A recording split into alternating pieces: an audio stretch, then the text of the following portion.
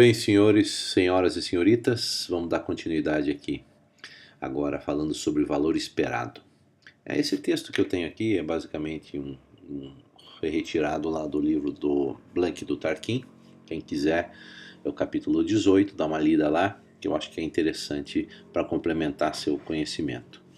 A ideia da gente utilizar o valor esperado é basicamente porque ele pode nos auxiliar a encontrar valores sob o ponto de vista da variabilidade, né, de parâmetros que eventualmente possam estar ocorrendo.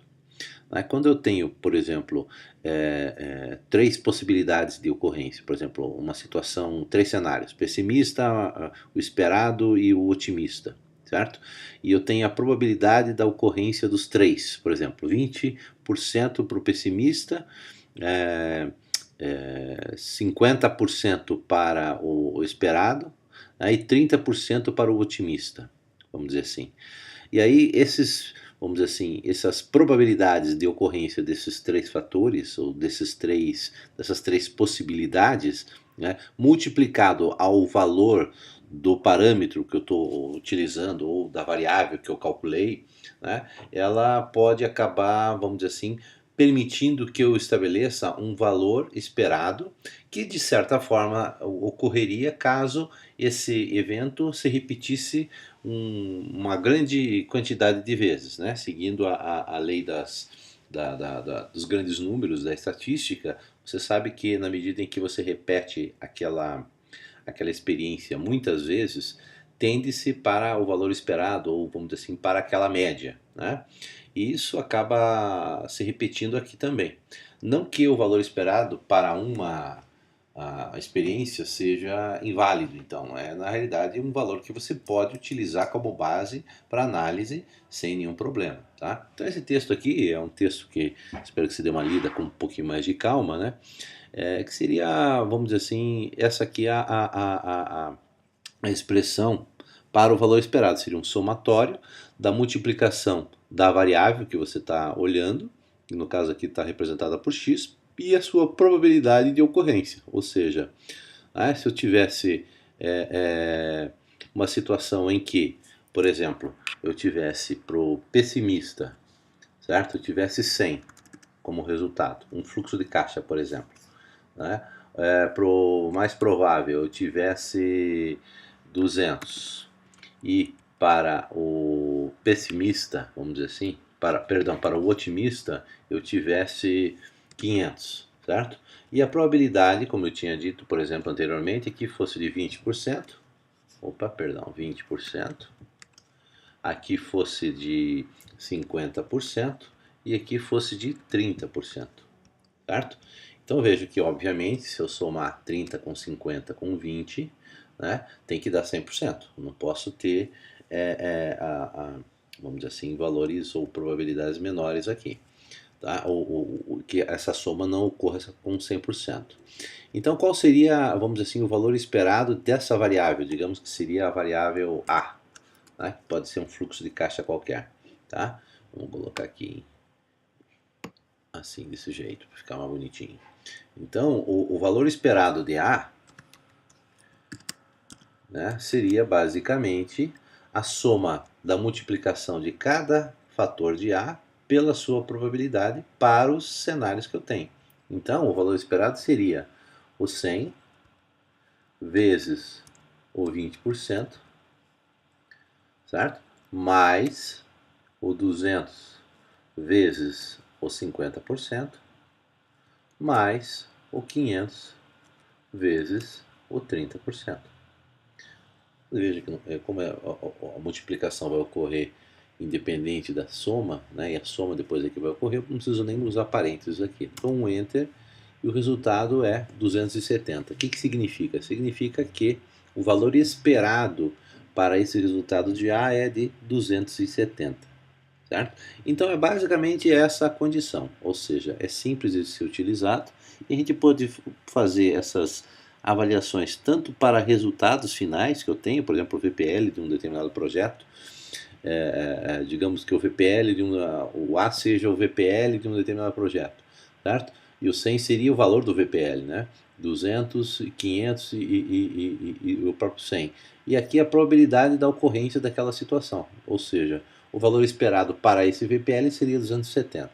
Ou, eventualmente, eu posso utilizar individualmente, posso dizer que um determinado fluxo de caixa, um custo, um ganho qualquer, né, tem essa probabilidade de ocorrência. Aí eu posso fazer análise antes com base nessa condição. Tá? Então vamos ver um exemplo bem simples aqui, ó, colocado, o exemplo 18.4, que é o do próprio livro lá. Tá? Então ele coloca aqui, ó, um hotel no centro da cidade está oferecendo um novo serviço para viajantes em fim de semana por meio do seu centro de negócios e viagens. O gerente estima que para um fim de semana típico há 50% de chance de obter um fluxo de caixa líquido de 5 mil. 50% de chance de 5 mil. 35% de chance de ser 10 mil. Ok?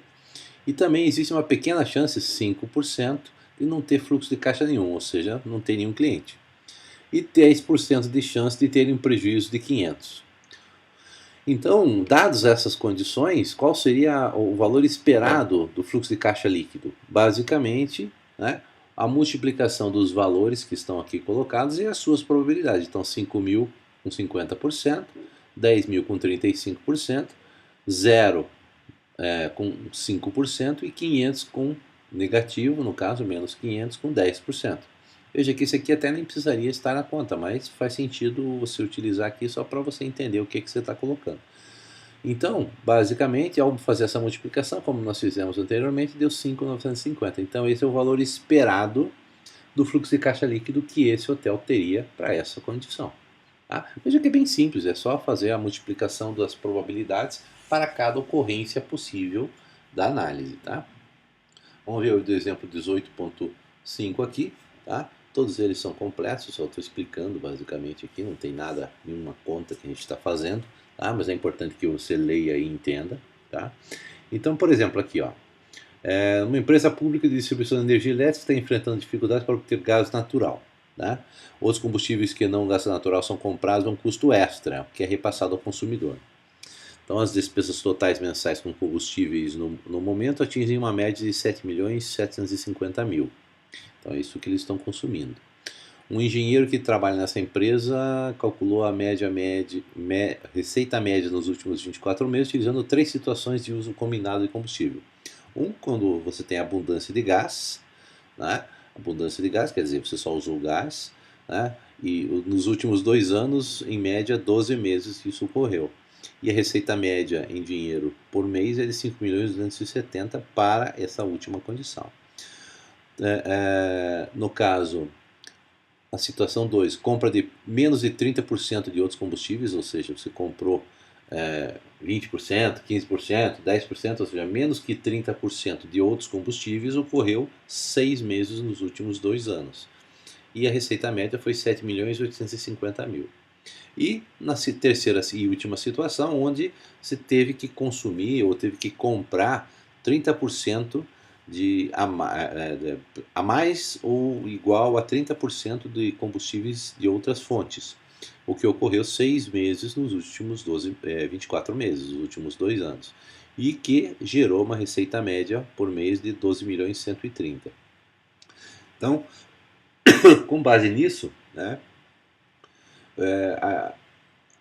a empresa pode esperar cumprir as despesas mensais futuras, ou seja, pode esperar consideravelmente que você tenha, vamos dizer assim, receita para cobrir os seus gastos médios de 7.750.000? Essa é a pergunta. Tá? Então, o que ele utilizou aqui foi o dado de valor esperado. Com base nos dados colhidos nos últimos 24 meses, a abundância de gás ocorreu em 12 de 24, ou seja, 50% de chance de ocorrência de abundância de gás. De menos que 30% de compra de outros combustíveis ocorreu 6 meses, ou seja, 25%. E os outros 30%, mais do que 30% de outros combustíveis ocorreu também 6 meses, ou seja, 25%. Então eu já tenho aqui a probabilidade de ocorrência, 50, 25 e 25. E aqui a receita média. Tá? 5.270.000 para 50%, 7.850 para 25% e 12.130.000, que são esses valores aqui multiplicados por essas probabilidades, o que dá um valor esperado de 7.630.000. Tá? É isso, com as despesas atingindo uma média de 7.750.000, que foi colocado aqui em cima, ó, certo? você tem uma situação em que talvez você não consiga, né, existe uma grande probabilidade aqui de que você não consiga cobrir com a sua receita, né, os gastos, sua receita esperada de 7.630.000, seus gastos médios de 7.750.000. Então, a empresa precisa se preocupar, né, na busca por outras receitas ou por algum outro aspecto, porque o valor esperado de receita aqui é menor do que o que você teria para gastar. Então veja que é um exemplo bem simples, dá para você fazer com tranquilidade, tá? Vamos ver aqui esse exemplo de 18.6 aqui, um pouquinho mais elaborado, mas também não é complicado, né? Já olhando a situação de uma ferramenta de um cálculo qualquer, tá? Então, aqui é uma empresa que faz cadeira de roda, fez um investimento substancial em equipamento para encurvar estruturas de aço tubular, tá? Um equipamento qualquer. Uma nova peça de equipamento custa 5.000 e tem uma vida útil de 3 anos. 0, 1, 2, 3, tá? Os fluxos de caixa estimados, tabela 18.4, essa tabelinha aqui, depende de condições econômicas classificadas como recessivas, estáveis ou em expansão. Tá? Pessimista, mais provável, e otimista, vamos dizer assim, ou recessivo, estável e em expansão. A probabilidade estimada é de que cada uma das condições econômicas prevalecerá durante o período de 3 anos. Aplique o método do valor esperado e a análise de valor presente para determinar se o valor do equipamento deve ser comprado, ou seja, o valor esperado e análise de valor presente, que no caso aqui ele quer dizer valor presente líquido, né? Então, vamos olhar aqui utilizando uma TMA de 15% ao ano. Vamos olhar aqui, ó. Então, para o ano 0, o fluxo de caixa é 5.000, 5.000 e 5.000. Isso aqui não se altera, tá? Agora, essas seriam vamos dizer assim, as possibilidades de ocorrência numa situação recessiva, ou seja, o primeiro ano venderia 2.500, o segundo 2.000 e o terceiro também 1.000. Então, de uma certa forma, essa seria o fluxo de caixa para a situação recessiva. Para a situação estável seria esse, 2.000, 2.000 e 2.000, e em expansão 2.000, 3.000 e 3.500. Certo? Então veja que aqui é recessiva, ela vai caindo ao longo do tempo, estável, permanece estável ao longo do tempo e cresce em expansão, no caso dessa opção em expansão. E as probabilidades estão aqui colocadas: recessiva 20%, estável 60% e em expansão 20%. Então o que a gente pode fazer? Simplesmente calcular o VPL para cada uma desses fluxos de caixa usando a TMA de 15% ao ano, e aqui estão os VPLs, né? Se você calcular aqui, esse aqui ele usa uma notação que ele gosta de fazer, mas de uma certa forma você vai fazer usando o VPL como você já conhece, certo? Então se você colocar aqui, ó, menos 5.000, só para a gente, né?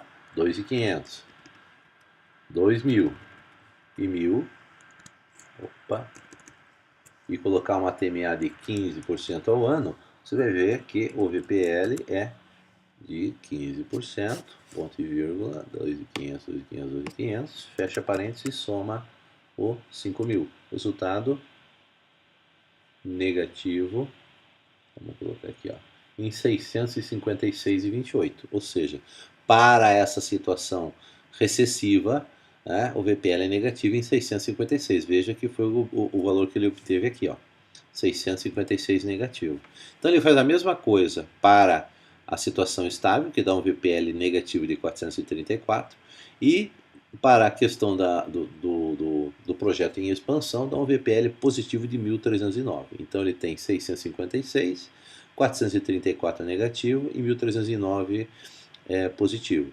Então o que ele fez? O que ele faz agora, basicamente? Para calcular o valor esperado do resultado, vai ser basicamente os valores dos VPLs multiplicados pelas suas probabilidades somados. Então 656 vezes 20%, né? 434 negativo vezes 60% e 1.309 vezes 20%. O resultado dá um valor esperado do VPL de menos 130. Então, o que ele diz aqui? Que a 15%, o valor esperado é menor do que zero e o equipamento não é justificado quando se utiliza uma análise de valor esperado. Ou seja, é uma das alternativas que você pode ter para trabalhar cenários e resultados vamos dizer assim, de fluxos de caixa, de projetos que você tenha. Tá? Então é uma alternativa bem interessante, acho que vale a pena você conhecer e utilizar também. Tá? É claro que é possível você trabalhar talvez com outras condições aqui, né? De você olhar também e resolver de outra maneira. Tá? Dá uma olhadinha nesse comentário aqui, essa aqui é uma outra forma de fazer, não creio que seja importante a gente falar agora, mas é bom você dar uma lida e ver se você entende. Qualquer coisa você avisa, a gente discute isso em sala de aula, ok? Então é isso, o valor esperado é tranquilo. Essa é o vídeo sobre valor esperado.